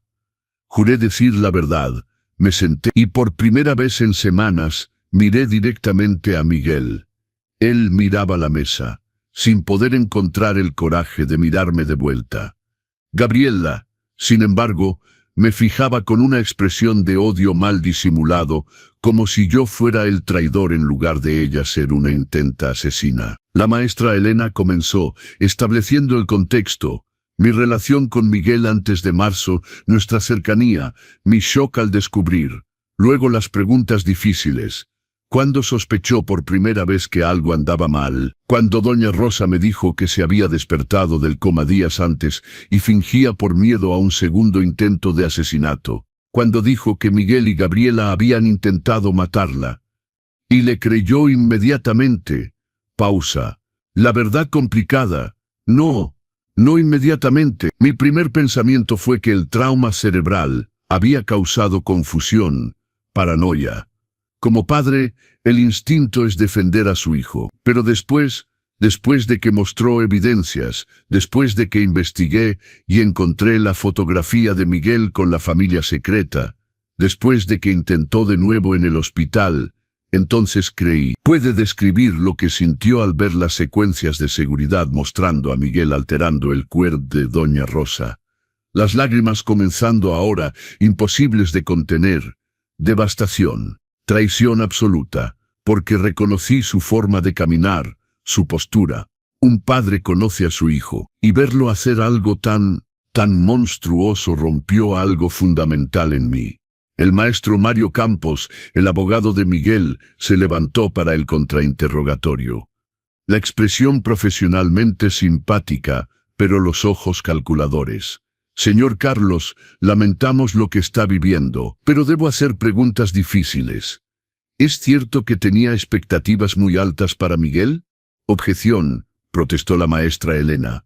Relevancia. Estoy estableciendo el contexto de la dinámica familiar que pudo haber contribuido al comportamiento del acusado, respondió el maestro Mario, rechazada por el momento. Pero cuidado con la dirección, maestro Mario. Señor Carlos, Miguel describió una infancia donde sentía presión constante para cumplir sus expectativas. ¿Es esa una caracterización justa? Tenía expectativas, pero eran razonables. Quería que fuera la mejor versión de sí mismo. Mejor versión definida por usted o por él. Pausa. Por ambos supongo. Pero cuando Miguel eligió una carrera como encargado de tienda en lugar de ingeniero, usted expresó decepción. Tal vez, pero la decepción no justifica crímenes. No justifico, contextualizo, porque Miguel alega que la espiral de mentiras, pequeñas mentiras inicialmente creciendo con el tiempo, comenzó como mecanismo de defensa contra decepción paterna constante.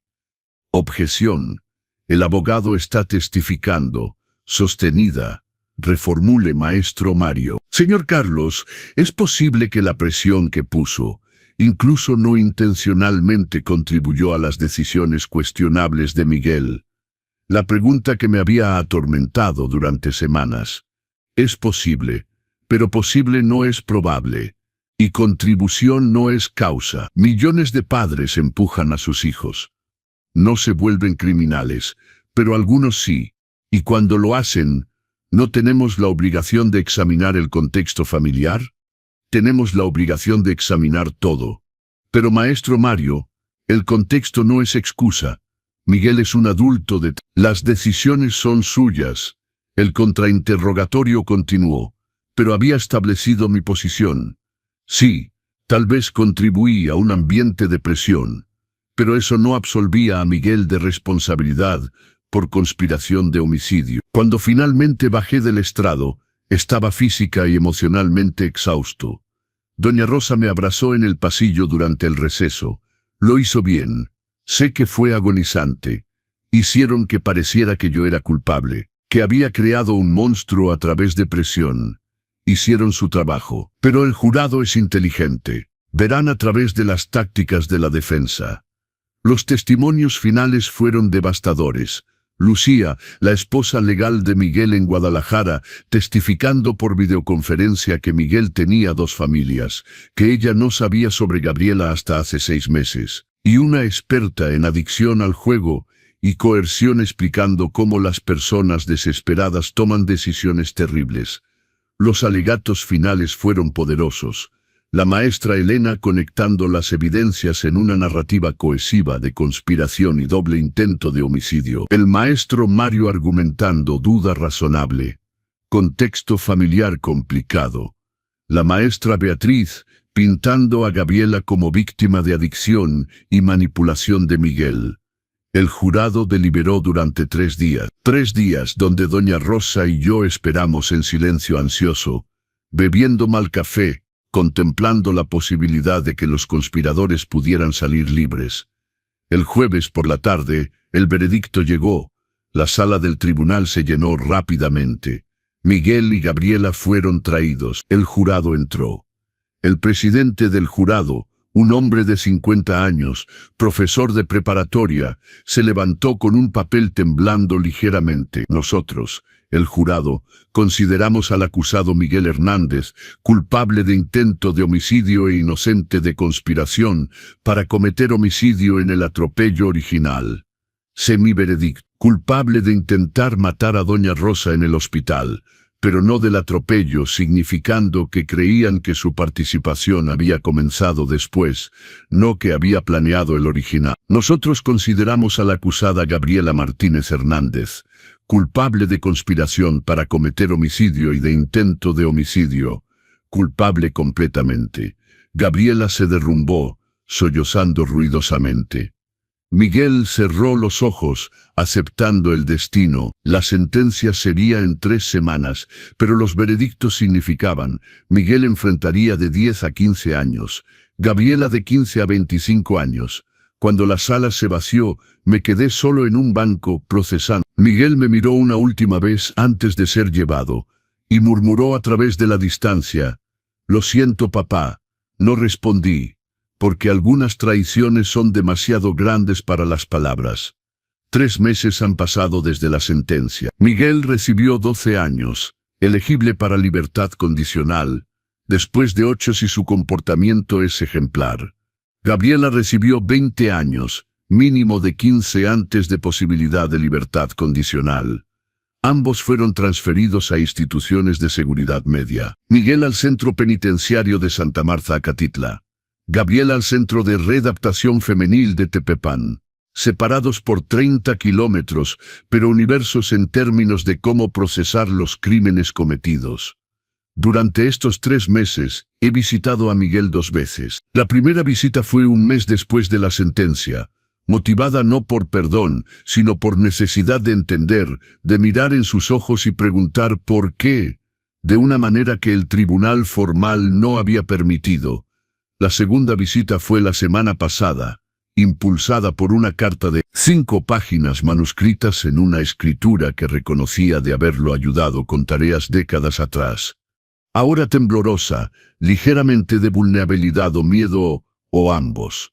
La carta comenzaba: «Papá, estoy en terapia obligatoria de prisión, 2 veces por semana. Sesión de grupo donde criminales condenados confrontan sus decisiones». Y el terapeuta, Dr. Fernando, un hombre de 60 años que probablemente ha escuchado 1000 versiones de «No fue mi culpa», hizo una pregunta que no puedo dejar de pensar: ¿cuál fue el momento exacto donde pasaste de humano imperfecto a criminal? Y podrías haberte detenido antes. Y me di cuenta, no fue un momento. Fueron 1000 pequeños momentos donde elegí la mentira sobre la verdad, la conveniencia sobre la integridad, la ganancia personal sobre el bien de otros. Y sí, pude haberme detenido cada vez, pero no lo hice porque cada mentira exitosa hacía la siguiente más fácil hasta que ya no era una elección, sino un patrón. No pido perdón, no lo merezco, pero pido que consideres la posibilidad de que a pesar de todo, el amor que tenía por ti era distorsionado por las mentiras, contaminado por los crímenes, pero real.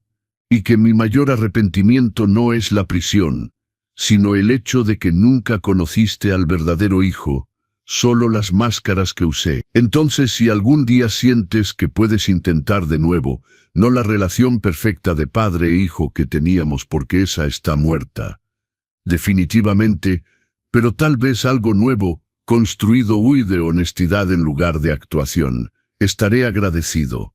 Si no, entiendo. 8 años es mucho tiempo para esperar algo que tal vez nunca llegue. Con arrepentimiento profundo y amor imperfecto, Miguel. La carta me hizo llorar durante 1 hora. Luego, después de 3 días de deliberación, decidí visitar de nuevo. Esta vez Miguel era diferente, menos defensivo, más presente, como si finalmente hubiera dejado de actuar y comenzado simplemente a existir. ¿Leíste la carta?, preguntó. Leí, muchas veces. Y Miguel, tengo algo que decir. Algo que debí decir hace décadas, pero tenía demasiado miedo.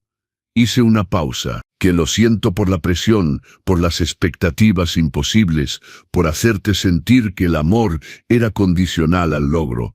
Eso no justifica tus decisiones, nada lo hace.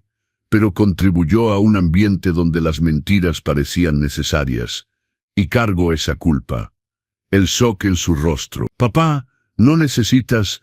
Necesito, porque si vamos a tener una oportunidad de algo nuevo, no perdón tal vez, pero comprensión debe comenzar con honestidad de ambos lados. Fallé como padre de maneras importantes, y tú fallaste como hijo de maneras catastróficas.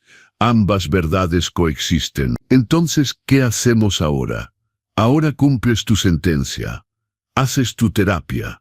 Confrontas tus demonios. Y yo aprendo quién es Carlos cuando ya no está definido por ser el padre de Miguel.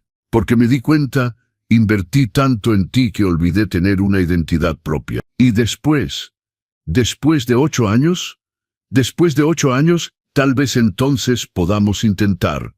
No como éramos, sino como somos dos extraños con una historia compartida y trauma mutuo, viendo si hay una manera de construir algo honesto sobre los escombros de las mentiras. Me gustaría eso más de lo que puedo expresar.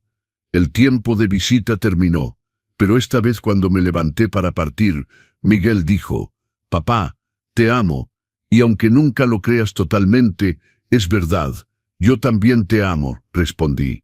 Y odio que tenga que calificarlo con a pesar de todo. Pero es verdad. Hoy, 3 meses después de la segunda visita, estoy sentado en la terraza de Doña Rosa. Hemos desarrollado un ritual, café del sábado por la mañana, donde procesamos la sanación colectiva de padres traicionados. «¿Cómo va Miguel?», preguntó ella, sabiendo que había visitado de nuevo. Cambiando lentamente, tal vez auténticamente. O tal vez actuando el arrepentimiento porque es lo que el sistema requiere. Honestamente, ya no puedo distinguir. ¿Y usted, cómo está? Sobreviviendo. Algunos días mejor que otros. Comencé mi propia terapia. Debí haberla comenzado hace décadas. Y estoy haciendo voluntariado en un centro de crisis para víctimas de crímenes familiares, canalizando el dolor en algo útil. ¿Y Lucía? ¿Los niños? Lucía me bloqueó completamente. Los niños no saben que existo. Soy abuelo de 2 nietos que nunca conoceré. Esa pérdida es diferente de perder a Miguel, más silenciosa pero no menos profunda.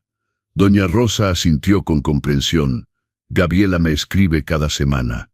Cartas largas, densas, oscilando entre arrepentimiento e ira. Dice que la adicción la hizo hacerlo, que Miguel la manipuló, que nunca entendí sus presiones. Tal vez todo es verdad, o nada. Ya no lo sé. Va a visitar eventualmente, tal vez. Pero no estoy lista, diferente de usted con Miguel. No veo un camino hacia reconciliación, solo reconocimiento de la realidad horrible. Nos sentamos en silencio, bebiendo café, observando el jardín que Doña Rosa había cultivado meticulosamente.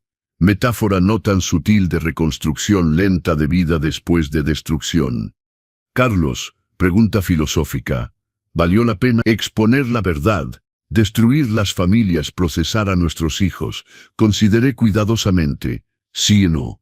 Sí, porque el silencio habría sido complicidad. No, porque el dolor es aplastante. Pero si tuviera que elegir de nuevo, elegiría la verdad siempre, incluso conociendo el costo. Especialmente conociendo el costo, porque la alternativa, vivir la mentira, proteger a criminales, traicionar mi propia integridad, me habría matado lentamente. De esta manera al menos mantengo mi alma. El sol comenzaba a ponerse, pintando el cielo de rosa y dorado. Y en ese momento, sentado junto a una mujer que se había convertido en amiga a través de tragedia compartida, sentí algo que no había sentido en meses. No felicidad, pero aceptación. Aceptación de que Miguel era mi hijo y un criminal, ambos verdaderos. Que yo era un padre imperfecto, que había hecho su mejor esfuerzo y aún así había fallado de maneras importantes. Que la familia era tanto construcción como realidad, tanto actuación como verdad, y que sobrevivir. Simplemente despertarse cada mañana y elegir continuar. Era una victoria suficiente por el momento. A los 65 años, había aprendido una lección brutal. El amor no conquista todo. La verdad no sana todo. El perdón no restaura todo. Pero la honestidad, por dolorosa que sea, vale más que las mentiras cómodas. Y tal vez, solo tal vez, eso era suficiente para construir algo nuevo sobre las cenizas de lo que había sido destruido. No la familia como era, sino la familia reimaginada, rehecha real finalmente. Y entonces, queridos amigos, ¿qué pensaron del viaje de Carlos? De descubrir devastadoramente que su hijo era un criminal, de la confrontación dolorosa con sus responsabilidades paternas, de las decisiones imposibles entre lealtad familiar y verdad moral. Si esta historia tocó su corazón, suscríbanse a nuestro canal y dejen su like. Esto me ayuda enormemente a continuar trayéndoles historias que exploran la complejidad de las relaciones humanas con honestidad brutal, sin finales artificialmente felices, pero con esperanza auténtica de reconstrucción. Díganme en los comentarios de qué ciudad de México nos están viendo. ¿Podrían testificar contra su propio hijo en una situación similar? ¿Creen que la presión paterna puede contribuir a la criminalidad o la responsabilidad es siempre individual? ¿Hasta qué punto el amor familiar debería ceder a la integridad moral? Sus respuestas me ayudan a entender qué resuena más y a crear historias cada vez más profundas. Compartan este video con alguien que aprecie narraciones honestas sobre familia, traición, culpa paterna y el coraje de elegir la verdad sobre la conveniencia. Juntos creamos una comunidad que no tiene miedo de confrontar las verdades difíciles. Gracias por haber caminado conmigo a través de esta historia de Carlos, una historia sobre descubrir que el hijo que amamos puede ser un extraño que no conocemos y aún así encontrar una manera de sobrevivir a esa revelación. Con gratitud y respeto.